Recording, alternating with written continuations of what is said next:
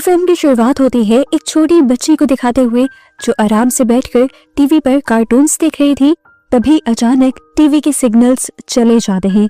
Screen पर एक emergency report आने लगती है जिसमें बताया जाता है कि पूरी दुनिया में एक बहुत ही भयानक वायरस फैल गया है। ये कोई आम वायरस नहीं था बल्कि एक भयानक इन्फेक्शन थी जो इंसानों को कुछ ही मिनटों में खूनखार जानवर जैसा बना देती थी। साइंटिस्ट ये बता चुके थे कि कुछ ही देर में ये वायरस पूरी दुनिया में फैल जाएगा, इसीलिए सब अपनी अपनी हिफाजत करें। हमें दिखाया जाता है कि इन्हीं बच्चों की मॉम भी बहुत ज्यादा घबराई हुई थी। वो अपने हस्बैंड से फोन पर बात करती हैं जो कि एक पायलट हैं। वो बताते हैं कि हालात कंट्रोल से बाहर हो चुके हैं। इन्फेक्टेड लोग जिन्हें अब फेरल्स का नाम दिया जा रहा है वो जगह जगह फैल रहे हैं। ये फेरल्स ज़ॉम्बी की ही तरह के क्रिएचर बन गए हैं पर ज़ॉम्बी से कई ज्यादा तेज और ताकतवर हैं और ये लोग सोच समझ भी सकते हैं। इन फेरल्स ने काफी सारे शहरों और इलाकों पर कब्जा कर भी लिया है और अभी इस टाइम ये लोग जिस इलाके में थे वहाँ पर सबसे ज्यादा खतरा था। पायलट अपनी वाइफ से कहता है कि तुम्हें फौरन ये सोसाइटी छोड़नी होगी। कॉल कट करने से पहले वो पायलट अपनी बेटी एबिगेल को खुश करने के लिए एबिगेल को वो ब्रेसलेट दिखाता है जो एबिगेल ने खुद अपने डैड के लिए बनाया था। वो प्रॉमिस करता है कि मैं हमेशा ये ब्रेसलेट अपने पास रखूंगा और जल्द ही आप लोगों तक पहुंच भी जाऊंगा। ये लोग अपने आप को बचाने के लिए बाहर निकल आते हैं लेकिन बाहर का सीन ही बहुत ज्यादा भयानक था। सायरन्स बज रहे थे, लोग चीख रहे थे और चारों तरफ ये फेरल्स घूम रहे थे। ये लोग अपनी कार की तरफ भागते हैं लेकिन तभी रास्ते में एक फेरल उनकी मॉम के ऊपर हमला कर देता है। पलक झपकते ही अब एबिगेल की मॉम उसकी आंखों के सामने एक फेरल बनने लगी थी। एबिगेल घबराकर कार के नीचे छुप जाती है। कार के नीचे से वो देखती है कि पहले जिस फेरल ने उसकी मॉम के ऊपर हमला किया था उसी ने उसके भाई के ऊपर भी हमला करके उसे भी इन्फेक्टेड कर दिया था। और ये देखकर एबिगेल को बहुत ज्यादा दुख हुआ लेकिन वो खामोश रही क्योंकि जानती थी कि अगर उसने शोर किया तो ये फेरल उस पर भी हमला कर देगा। कार के नीचे छुपी हुई एबिगेल को फेरल देख नहीं पाता और आगे चला जाता है। एबिगेल को लगता है कि उसकी जान बच गई पर अब उसकी अपनी ही मॉम जो कि एक फेरल बन चुकी थी उनकी नजर एबिगेल पर पड़ जाती है और वो एबिगेल को मारने के लिए उसकी तरफ बढ़ती है। एक गोली चलने की आवाज सुनाई देती है। एबिगेल देखती है कि उसकी मॉम नीचे गिर गई थी क्योंकि एक आदमी ने उसे गोली मारकर बचा लिया था। ये आदमी कैसियस था जो प्यार से अब एबिगेल को कार के नीचे से निकालता है, उसे गोद में उठाकर प्यार करता है। इसी टाइम पर वो नोटिस करता है कि एबिगेल की नजर एक छोटे बच्चे की तरफ थी। वो समझ गया कि ये एबिगेल का भाई है और अब फेरल बन रहा है। कैसियस एबिगेल से अपने कानों पर हाथ रखने को कहता है और उसके बाद उसके भाई को भी सर में गोली मारते हुए हमेशा के लिए खत्म कर देता है। ये कुछ ही मिनट गुजरे थे और एबिगेल की दुनिया बदल गई थी। उसकी पूरी फैमिली खत्म हो गई थी और उस दिन के बाद से कैसियस ही उसकी फैमिली बन गया था, उसका टीचर बन गया था और उसका प्रोटेक्टर भी। खैर अब मूवी में 10 साल का वक्त गुजर जाता है। दुनिया पूरी तरह बदल चुकी है और हर तरफ बस सन्नाटा ही सन्नाटा है। ज्यादातर इंसान या तो मर चुके हैं या फेरल्स बन चुके हैं। कैसियस और एबिगेल जंगल में रहकर सरवाइव कर रहे हैं क्योंकि शहर तो फेरल्स से भरे हुए हैं। एबिगेल भी अब वो डरी हुई बच्ची नहीं रही, वो एक वॉरियर बन चुकी है क्योंकि कैसियस ने उसे बहुत ही सख्त ट्रेनिंग दी है लड़ने की, शिकार करने की और सरवाइव करने की। इस टाइम भी हम उन्हें जंगल में प्रैक्टिस करते हुए देखते हैं और उसी टाइम उनकी नजर पड़ती है एक सर्वाइवर पर जो फेरल्स से बचने की कोशिश कर रहा था। कैसियस कहता है एबिगेल तुम्हारे लिए एक टेस्ट आ गया है। वो उसे उसके स्नाइपर देता है और कहता है कि इस आदमी को बचाओ और बाकी सभी फेरल्स को मार डालो। एबिगेल बैठ जाती है और निशाना लगाने से पहले कैसियस उससे कहता है रिलैक्स करो, गहरी सांस भरो, अपने शिकार को टारगेट करो और फिर ट्रिगर दबा दो। एबिगेल ये सब कुछ तो करती है लेकिन अपने आप को साबित करने की जल्दबाजी में वो टारगेट को तो देख लेती है लेकिन ये नहीं नोटिस करती कि टारगेट के इर्द गिर्द वो इंसान भी था। एबिगेल ने जब गोली चलाई तो वो उस फेरल के बजाय सर्वाइवर को लग जाती है। ये एक बहुत बड़ी गलती थी, खासकर इस दुनिया में जहाँ इंसान बहुत कम रह गए थे। उसी दुनिया में एबिगेल ने एक इंसान को मार दिया था। कैसियस उसे बहुत ज्यादा डांटता है और वहाँ से ज़ॉम्बिस को मारते हुए खुद वहाँ जाता है। वो जानता था कि अब ये मरा हुआ आदमी एक फेरल बनकर ही जिंदा हो जाएगा, इसीलिए उसके दोबारा जिंदा होने से पहले वो उसका सर ही काट देता है। जिसके बाद वो उसकी गाड़ी में से अपनी जरूरत का सामान निकालने लगता है और उसके जूते भी पहन लेता है क्योंकि कैसियस के अपने जूते बहुत ज्यादा पुराने हो गए थे। ये लोग यहाँ से जाने ही वाले होते हैं पर अचानक चारों तरफ से कुछ गाड़ियां उन्हें आकर घेर लेती हैं। इन गाड़ियों में बहुत सारे इंसान सर्वाइवर थे जिनके पास बहुत सारे वेपन भी थे। वो कैसियस को अपने मरे हुए दोस्त के जूते पहना देखते हैं तो सोचते हैं कि जरूर कैसियस एक लुटेरा है और उनके दोस्त को लूटने के लिए ही कैसियस ने उसे मारा है। अब उस आदमी को क्योंकि गोली भी लगी हुई थी तो साफ मतलब था कि ज़ॉम्बी के बजाय इन्हीं में से किसी ने उसको मारा होगा। उस समय ये सभी लोग अपने अपने वेपन्स कैसियस के ऊपर तान देते हैं और तभी गाड़ी में से निकल कर एक मेगन नाम की प्रेग्नेंट औरत ये सब कुछ रोकने आ जाती है। वो सबसे कहती है प्लीज बस कर दो, ये भी हमारी तरह उन्हीं कुछ सर्वाइवर्स में से हैं जो अब इस दुनिया में इंसान बचे हैं, छोड़ दो प्लीज इन्हें। इससे पहले कि ये लोग कोई फैसला कर पाते यहाँ पर एक और बहुत बड़ी मुसीबत आ जाती है। इन्होंने जो आपस में शोर मचाया था उसकी वजह से बहुत सारे फेरल्स अट्रैक्ट हो गए थे और अब भागते हुए चारों तरफ से ज़ॉम्बीज़ यहाँ आ गए थे। ये ज़ॉम्बीज़ इतने ज्यादा थे और इतनी तेजी से भाग रहे थे कि इन लोगों को मौका नहीं मिलता कि ये लोग बचकर अपनी गाड़ियों में बैठकर भाग सके। वेपन्स तो इनके पास थे ही, तो ये वेपन्स को ही अपना कवर बनाते हैं और अपनी इन्हीं वेपन्स के जरिए अपने सर्वाइवल के लिए लड़ने का फैसला करते हैं। यहाँ पर एक भयानक लड़ाई शुरू हो जाती है। इन सर्वाइवर्स का ग्रुप हारने लगता है। इतने सारे वेपन्स के बावजूद भी इनकी गोलियां खत्म होने लगती हैं, लेकिन मॉन्स्टर तो खत्म होने का नाम ही नहीं ले रहे थे। अब बहुत सारे मॉन्स्टर्स इन्हीं सर्वाइवर्स के ग्रुप के ऊपर हमला कर देते हैं और उन्हें भी काटते हुए मॉन्स्टर बना देते हैं। और यहाँ जो सिर्फ इंसान बचते हैं वो थे कैसियस, एबिगेल, मेगन और उसका हस्बैंड डेविड। जिस टाइम ये सारे फेरल्स सर्वाइवर्स को काटने में और उन्हें इन्फेक्टेड करने में बिजी थे, उसी वक्त का फायदा उठाते हुए मेगन, डेविड, एबिगेल और कैसियस चारों कार में बैठकर वहाँ से भाग निकलते हैं। पीछे जो नया ग्रुप फेरल में बदला था, पता चलता है कि उनका लीडर जो भी अब फेरल ही बन चुका है, वो अपने और अपने ग्रुप के साथ होने वाली इन सारी चीजों से बहुत ज्यादा गुस्से में आ चुका है और अब उसने ठान ली है कि वो कैसियस से बदला लेकर रहेगा, जिसकी वजह से ये सब कुछ शुरू हुआ था। इसलिए वो अब कैसियस की खुशबू सूंघते हुए उस कार का पीछा करने लग जाता है जिसके अंदर ये लोग भागे थे। लेकिन हम देखते हैं कि कैसियस काफी दूर तक गाड़ी दौड़ाकर ले जा चुका था। वो अब इन लोगों से पूछता है कि आप लोग कहाँ जाना चाहते हैं। ये लोग बताते हैं कि हम लोग द कॉलोनी जाना चाहते हैं, जिसे बोट टाउन का भी नाम दिया गया है। ये पानी के ऊपर बनी एक कॉलोनी है जिसे बड़ी बड़ी शिप्स को मिलाकर बनाया गया है और यहाँ पर सभी बचे कुचे इंसान रह रहे हैं। यहाँ पर डॉक्टर्स भी हैं और हर किस्म की फैसिलिटी भी है। ये सारी चीजें सुनकर एबिगेल की आंखें चमक उठती हैं क्योंकि वो काफी टाइम से इंसानों के साथ रहने का एक ख्वाब दिख रही थी। पहले तो कैसियस को इस चीज का अंदाजा नहीं हो रहा था कि इंसानों की कोई कम्युनिटी एग्जिस्ट भी करती है। वो कहता है मैं काफी सालों से इधर उधर भटक रहा हूँ, मैंने तो कभी ऐसी कोई कम्युनिटी या कोई सोसाइटी नहीं देखी। मेगन उसे बताती है हमारा काफी बार उन कम्युनिटी के लोगों से कॉन्टेक्ट हुआ है। ये सुनकर कैसियस उनकी बात मान जाता है, लेकिन खुद वो वहाँ जाने के लिए तैयार नहीं था क्योंकि उसे लगता है कि ज्यादा लोगों के दरमियान में रहना मतलब ज्यादा खतरा। लेकिन यहाँ पे एबिगेल कहती है कि हम वहाँ पर एक मर्तबा तो जरूर जाएंगे, चाहे सिर्फ मेगन को छोड़ने के लिए, क्योंकि उसकी जो हालत है हम उसे अकेले जाने नहीं दे सकते। कैसियस की शक्ल से साफ लग रहा था कि वो इसके लिए भी तैयार नहीं है। रास्ते में ही अचानक से उनकी गाड़ी रुक जाती है और उन्हें पता चलता है कि वो खराब हो चुकी है। डेविड जो एक मैकेनिक है उसे ठीक करने की कोशिश करता है, लेकिन टूल्स ना होने की वजह से नाकाम रहता है। उन्हें अब पैदल चलना पड़ रहा था। चलते चलते वो एक पुरानी जगह पहुंच जाते हैं जिसे एबिगेल पहचान लेती है। इसी जगह के करीब एक एयरफील्ड थी जहां पर उसके डैड काम किया करते थे। वो सबसे कहती है कि हमें एयरपोर्ट की तरफ चलना चाहिए, शायद हमें वहां पर कोई प्लेन मिल जाए और हमारा आगे जाने का सफर आसान हो जाए। कैसियस को ये आइडिया बहुत ही बेकार लगता है क्योंकि 10 साल बाद कोई प्लेन उड़ने के काबिल तो रहा नहीं होगा। एबिगेल जब जिद करती है तो वो जाने के लिए मान जाता है और वहां जाकर इन्हें एक बहुत ही अजीब चीज ये देखने को मिलती है कि इस एयरफील्ड के अंदर एक भी प्लेन नहीं था।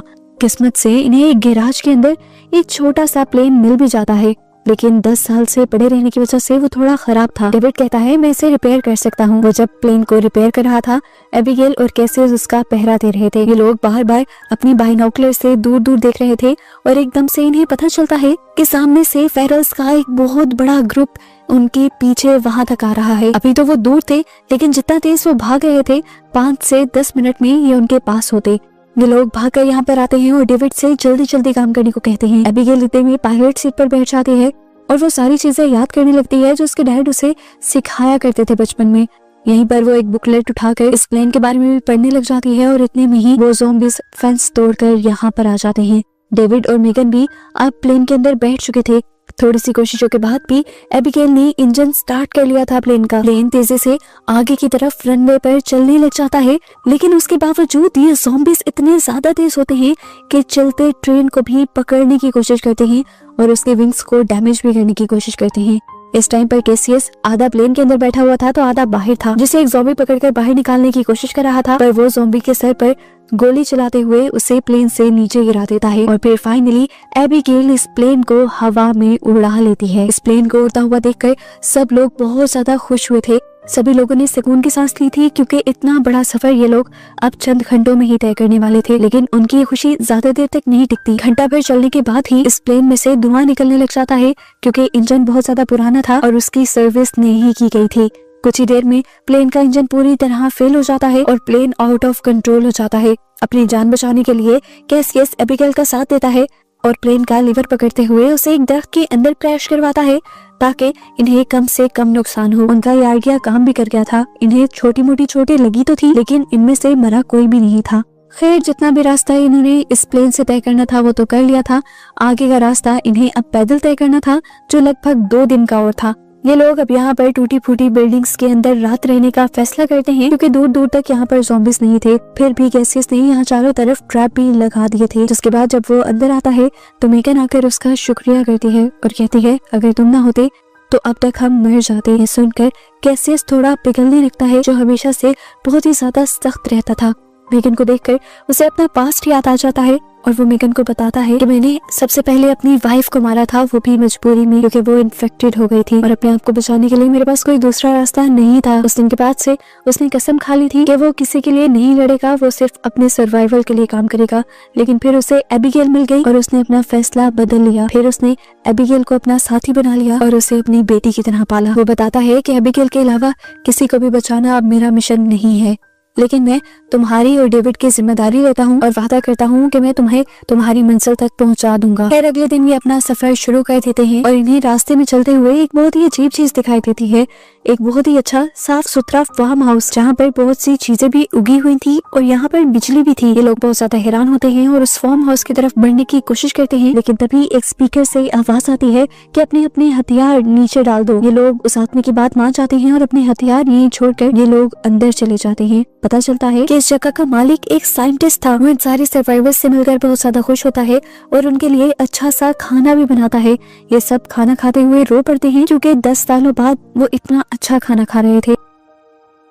डिनर के बाद ये लोग बैठकर बातें करने लग जाते हैं और बातें करते हुए एक बहुत ही अजीब बात वो साइंटिस्ट ये कहता है कि ये वायरस कोई बुरी चीज नहीं है, बल्कि ये तो ह्यूमन एवोल्यूशन है। वो मानता है कि इस वायरस ने सारे कमजोर इंसानों को मार दिया है और ताकतवर इंसानों को फेरल्स में बदल दिया है और अब इन नई फेरल्स को ही इस दुनिया के ऊपर कब्जा करना चाहिए और बचे कुचे इंसानों को भी मर जाना चाहिए। जैसे जैसे वो बोल रहा था सबको चक्कर आने लगे थे क्योंकि उसने सबकी ड्रिंक में बेहोश होने की दवा मिलाई हुई थी। और ऐसे हमें पता चलता है कि साइंटिस्ट का उन सबको अंदर बुलाने का इरादा कुछ अच्छा नहीं था। जब इनकी आंखें खुलती हैं तो ये लोग बंधे हुए होते हैं। यहाँ पर साइंटिस्ट इनको अपनी असलियत बताता है और कहता है कि मैं तो यहाँ पर ज़ॉम्बीज के ऊपर ही एक्सपेरिमेंट कर रहा था। उसने अपनी ज़ॉम्बी बनी हुई वाइफ को भी यहाँ कैद करके रखा हुआ था और उसने एक ऐसी डिवाइस भी बनाई थी जिससे वो न सिर्फ अपनी वाइफ को बल्कि सभी ज़ॉम्बीज को कंट्रोल कर सकता था। वो बताता है कि मैं चाहता हूँ सारे इंसान मर जाएं और सारे फेरल्स में यानी ज़ॉम्बीज में बदल जाएं ताकि मैं उन्हें कंट्रोल कर कर इस पूरी दुनिया पर राज कर सकूं। वो अब अपनी ज़ॉम्बी बनी हुई वाइफ को आजाद कर देता है और अपनी डिवाइस की मदद से कंट्रोल करते हुए इन लोगों की तरफ मारने को भेजता है। सब घबरा जाते हैं। जैसे ही वो कैसियस के पास आती है, कैसियस उसे जोर से टांग मारकर पहले अपने से दूर कर देता है और इतने में डेविड अपनी ताकत का इस्तेमाल करता है और अपनी रस्सियां तोड़ देता है। यहाँ पर हमें एक ट्विस्ट ये पता चलता है कि डेविड थोड़ा थोड़ा इन्फेक्टेड हो रहा था। उसने एक आध मर्तबा अपने आप को मारने का भी सोचा, लेकिन फिर उसने फैसला किया कि वो पहले अपनी वाइफ को सेफ जगह पर उसी टाउन में पहुंचाएगा और फिर अपनी जान देगा। उसने ये भी फैसला किया था कि अगर वो सफर के दौरान ही इन्फेक्टेड हो गया तो वो अपने आप को मार देगा। अभी उसके बारे में किसी को ये हकीकत नहीं पता थी, लेकिन इस ज़ॉम्बी वायरस ने अभी तक जो उसे ताकत दी थी उसी ताकत से वो अब इस नई ज़ॉम्बी से लड़ने लग जाता है। ये लोग आखिर उस ज़ॉम्बी को मार देते हैं और इन्हें देखकर डरते हुए साइंटिस्ट यहाँ से भाग जाता है। ये लोग मौके का फायदा उठाते हैं, अपना वेपन्स और सामान इकट्ठा करते हैं और साइंटिस्ट का ही ट्रक लेकर यहाँ से निकल जाते हैं। इनके यहाँ से भागने के बावजूद भी साइंटिस्ट ने हार नहीं मानी थी। वो तो इन्हें हर हाल में मारना चाहता था, इसलिए वो अपनी डिवाइस का इस्तेमाल करते हुए बहुत से ज़ॉम्बीज को उनकी गाड़ी के पीछे लगा देता है। इधर इन लोगों को भी आगे से रास्ता बंद मिलता है और इनके पास कोई दूसरा रास्ता नहीं रहता सिवाय इसके कि ये लोग गाड़ी से बाहर निकलकर भागना शुरू कर दें। पीछे से ज़ॉम्बीज भी बहुत ज्यादा आ गए थे। डेविड को भी अब समझ आ गई थी कि वो पूरी तरह इन्फेक्टेड में बदलने वाला है, क्योंकि उसकी पेट की नसें भी खाली पड़ चुकी थी और उसकी हालत भी बहुत ज्यादा खराब हो रही थी। वो यहाँ पर अपनी वाइफ को मिलता है और उसे लास्ट गुड बाय कहता है। उसकी वाइफ यानी मेगन उसे छोड़कर जाना नहीं चाहती थी, लेकिन तब वो मेगन से कहता है कि ये सब मैं हमारे बेबी के लिए कर रहा हूँ। ये कहकर वो उसे कैसियस के साथ भेज देता है और खुद यहाँ बचे कुछ ज़ॉम्बीज से लड़ने लग जाता है। ज़ॉम्बीज बचे हुए तीनों लोगों का पीछा नहीं कर पाते और इस तरह ये लोग नदी के किनारे पहुंच जाते हैं। इनकी खुशकिस्मती यही थी कि इसी पानी के अंदर उस टाउन को बनाया गया था जहाँ पर मेगन को आना था। एबिगेल फौरन जाकर मदद की रिक्वेस्ट करती है और इन्हें देखकर वो लोग इन्हें कवर देने लगते हैं और दूर से इनके पीछे आने वाले मॉन्स्टर्स पर हमला कर देते हैं, जिसके बाद इन लोगों को कॉलोनी के अंदर लेने के लिए एक बोट भेजी जाती है और फाइनली ये लोग ज़ॉम्बीज से दूर आ जाते हैं। पता चलता है कि ये ज़ॉम्बीज, ये फेरल्स पानी के अंदर नहीं आ सकते थे। अब हमें कॉलोनी का एक सीन दिखाया जाता है। जैसे मैंने पहले बताया कि ये कॉलोनी बड़े बड़े जहाजों को जोड़कर बनाई गई थी। इसे देखकर ये सब लोग बहुत ज्यादा हैरान थे। एबिगेल तो बहुत ज्यादा खुश थी क्योंकि वो सालों बाद किसी दूसरे इंसान से मिल रही थी। उसे यहाँ पर बहुत ज्यादा मजा आ रहा था। मेगन, जिसकी हालत इस टाइम खराब हो गई थी, उसे भी यहाँ पर मेडिकल फैसिलिटी मिल गई थी। पता चलता है कि उसके पास एक बेटी पैदा हुई है, लेकिन अफसोस की बात एक ये भी पता चलती है कि अब मेगन ज्यादा अरसे तक जिंदा नहीं रह सकती, क्योंकि उसके अंदर खून की बहुत ज्यादा कमी है और यहाँ कोई भी उसे खून नहीं दे सकता। इसी रात नए लोगों के आने की खुशी में यहाँ पर एक पार्टी होती है और एबिगेल, जो इन सारी चीजों से बहुत लंबे अरसे से दूर थी, उसे बहुत ज्यादा मजा आता है। लेकिन कैसियस अब उसे अलर्ट कर देता है कि हमें यहाँ से जाना चाहिए, पर एबिगेल यहाँ से जाना नहीं चाहती थी, इसलिए इन दोनों के दरमियान में बहस हो जाती है। घूमते घूमते एबिगेल एक सीक्रेट रूम में पहुंच जाती है जहाँ पर बहुत सारे एक्सप्लोसिव्स लगाए हुए थे और यहाँ पर एक बड़ा सा रिमोट भी लटका हुआ था। इससे पहले कि वो हाथ लगाती थी, एक लड़का आकर उसे रोक लेता है और बताता है कि ये हमारा प्लान भी है। अगर कभी इस कॉलोनी पर भी फेरल्स का हमला हो गया तो वो बताता है कि नीचे के बने हुए टनल वाले रास्ते से हम सब लोग यहाँ से भाग जाएंगे और इस कॉलोनी को बॉम्ब्स के जरिए उड़ा देंगे ताकि वो सारे ज़ॉम्बीज जो यहाँ पर आए थे वो मारे जाएं। वो लड़का तो वैसे ही ये सारी इन्फॉर्मेशन एबिगेल को दे रहा था, ये नहीं जानता था कि इसकी जरूरत अभी पड़ जाएगी, क्योंकि वो पागल साइंटिस्ट अब अपनी डिवाइस का इस्तेमाल करते हुए बहुत सारे ज़ॉम्बीज को यहाँ पर ले आया था। उसने अपने साथ अल्फा फेरल को मिला लिया था। ये वही फेरल था जो सबसे पहले मिलने वाले सर्वाइवर ग्रुप का लीडर था और उसे अपने ग्रुप का कैसियस से बदला लेना था। अल्फा को कंट्रोल करते ही सारे फेरल्स उसकी बात मानने लगते हैं। अल्फा फेरल जब बिना डरे पानी के अंदर जंप करता है तो बाकी ज़ॉम्बीज भी पानी का डर खत्म कर देते हैं और पानी के अंदर जंप करते हुए तैरकर उस कम्युनिटी में पहुंच जाते हैं। कम्युनिटी में जोर जोर से अलार्म बजने लगते हैं। सभी इंसान खतरे को भांपते हुए सीक्रेट डोर की तरफ भागने लग जाते हैं। कॉलोनी में एक हंगामा शुरू हो जाता है और कुछ फेरल्स तो इंसानों के ऊपर हमला भी करने लग जाते हैं। कैसियस इस अफरा तफरी में भी पहले एबिगेल को ढूंढता है और एबिगेल उसे मिल भी जाती है, लेकिन इस टाइम इन्हें अंदाजा होता है कि ये लोग एस्केप टनल से बहुत ज्यादा दूर हैं। इस सारी लड़ाई के दौरान साइंटिस्ट भी कैसियस के सामने आ जाता है। उसे लग रहा था कि अब वो नया गॉड बन गया है सिर्फ इस डिवाइस को बनाकर। कैसियस को उसे देखकर इतना ज्यादा गुस्सा आ रहा था कि कैसियस ने उसके ऊपर ही हमला कर दिया और उसे मारते हुए बार बार उसकी डिवाइस को दीवार के साथ टकराया, जिससे उसकी डिवाइस टूट गई। सिग्नल्स खत्म हो गए और अब ज़ॉम्बीज उसके ऊपर टूट पड़े, जबकि कैसियस तो अपनी जान बचाकर यहाँ से भाग गया। आगे बढ़ने पर कैसियस को पता चलता है कि मेगन अब मर चुकी है, लेकिन अब उसकी एक बेटी थी जो जिंदा थी। मरने से पहले मेगन कैसियस को ये जिम्मेदारी देकर जाती है कि जैसे तुमने एबिगेल को पाला है और उसे ट्रेन किया है, मेरी बेटी को भी तुम बिल्कुल वैसे ही ट्रेन करना। इधर दिखाया जाता है कि सभी सर्वाइवर्स उस टनल से निकलकर एक सेफ जगह पर पहुंच गए थे। वो रिमोट कंट्रोल इस टाइम उसी लड़की के हाथ में था जो एबिगेल का दोस्त बन गया था। वो देखता है कि एबिगेल और उसके अंकल अभी तक उस टनल से बाहर नहीं निकले, इसीलिए वो इंतजार करता है और उस कॉलोनी को तब तक तबाह नहीं करता जब तक एबिगेल ना आ जाए। यहाँ एबिगेल जो सारे ज़ॉम्बीज़ से लड़ रही थी, उसके सामने जब अल्फा ज़ॉम्बी आता है तो वो उससे अपने आप को बचा नहीं पाती, क्योंकि अल्फा ज़ॉम्बी के हाथ में उसने एक ब्रेसलेट देख लिया था।